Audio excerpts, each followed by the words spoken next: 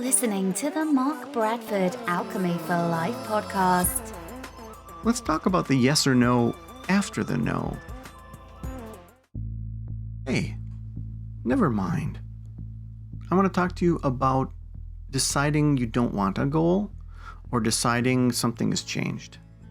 You see, once you decide what you need to do, you actually have to do it. If you're not willing to do that, then one of two things must happen next. You give up on the thing you're trying to accomplish, or you become willing to do it. See, giving up is not what you think. If you decide that the thing you want is not worth the action, then you need to reprioritize what you do want, right? We do this all the time. It's a balance between effort and desire. You know, we can go through our day going, boy, I'd really like that and really like that and really like that. And you think to yourself, well, okay, but that's not really worth it. Or that's not realistic. Or I don't really want that. It just sounded cool. Not all things are worth it and may not be a good fit for you. You may have wanted to be famous, make a living at a certain skill, but the price may be too high. Or you may find you didn't realize that you wanted something like that. This happens all the time. It's part of the natural process of reaching the things you want. This complication is what daunts people, makes them doubt what they want and makes them feel like they failed. That's not failure. It's not failure any more than quitting a job that wasn't a good job to get an awesome job is failure. Or breaking up with a boyfriend that's not right for you to find one you'd marry. There's a stigma in goals, goal achievement and success that causes people to feel really bad when they don't achieve a goal or even decide to give up on one. You're led to believe that once you choose a goal, you should move towards it with undying fanaticism and consequently spend a lot of money with someone helping you to do so. Obviously, it's a fairly fine line between continually giving up on anything and everything you want because it's too hard, and deciding a goal isn't for you and wastes your time, energy, and resources. If the thing you want is something you really want, and you realize or discover or are shown that you are not willing to do what it takes to get there, then you are at the most magical of crossroads. You're at the moment in your life that can and will be looked back upon epically, like your life is a movie. The music will swell, the camera will pan. You move as if time has slowed down. You're about to change, one way or another. Think about that. At that very moment in time, you're either about to push forward and become the person needed to get what you want, what you are meant to have, or you're going to pull back and perhaps demonstrate that you don't really want it, aren't ready for it, or, well, you just don't deserve it. In other words, you're going to change for the better or the worse. Again, this is not a do it till it hurts, or no pain, no gain, or keep giving me the money because I know you can do it. Rah-rah session. These are tangible instructions. If I were you listening to this, I'd think, wait, what does this guy want? He's telling me it's okay to give up in some cases? Yeah. I want you to succeed in the things you're meant to succeed in. And I don't want you to suffer needlessly. Well, or at all. I mean, give that some thought. There are things in your life, probably almost on a daily basis, that you assess. Things that you might think you want, and then you think, you know what? I don't think I really want that. Like you order something, or you're going to get a beverage, right? You're going to get a beverage, you're going to treat yourself to a beverage, and you're ready to have it, and you look, and it's like 80,000 calories, and you go, you know what? I don't really want that much. It's not worth it. It's not worth the diabetic impact of that drink is not worth it. Or you order some food, and it's the same thing. You say, well, that's really expensive. Do I really want that steak or not? We do that all the time. We don't really beat ourselves up for it, but when it comes to goals, we do.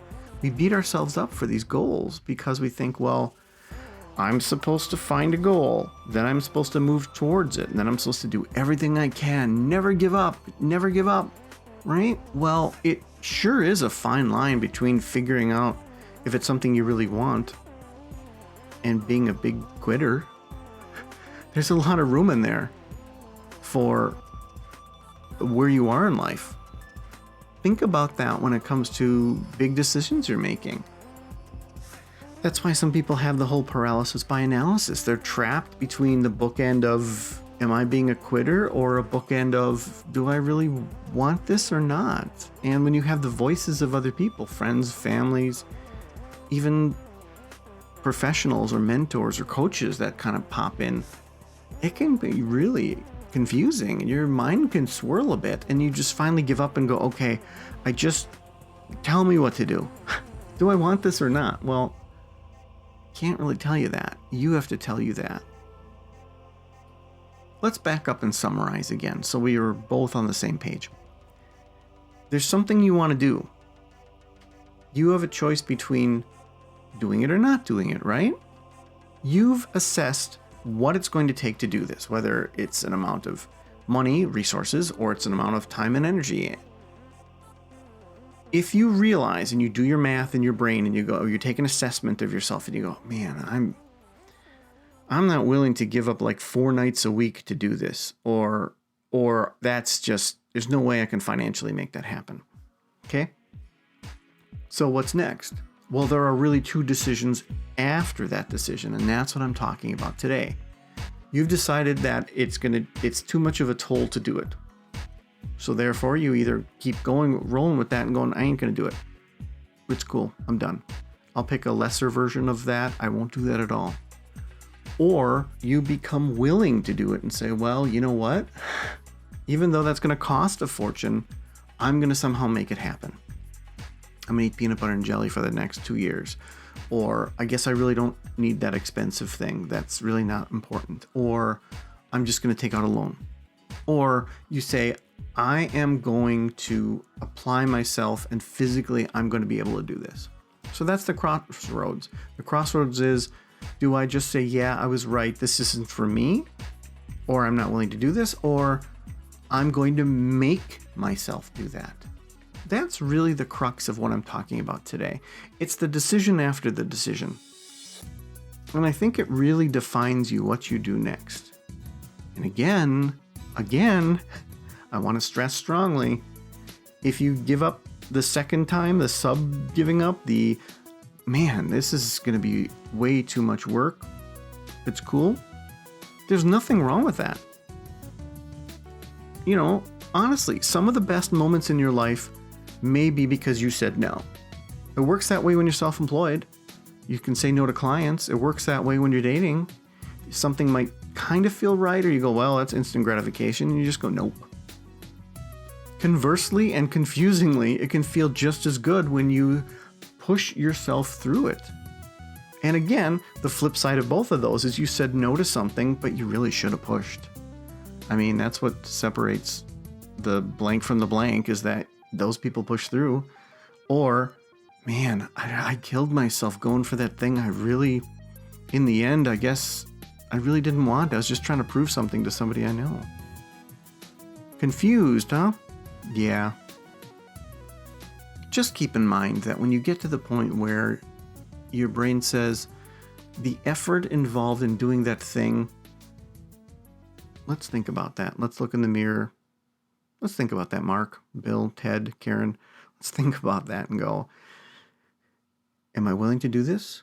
Or am I willing to change enough to push through this because it's worth it? That's all I'm saying. Just give that some good thought, because that is a crossroads that will define you considerably, epically, when you look back at it 10 years from now. Hey there, thanks for listening. You know I always appreciate your feedback, right? Well, here's your chance. You can connect with me on Instagram, via the Alchemy for Life site, or most other social media.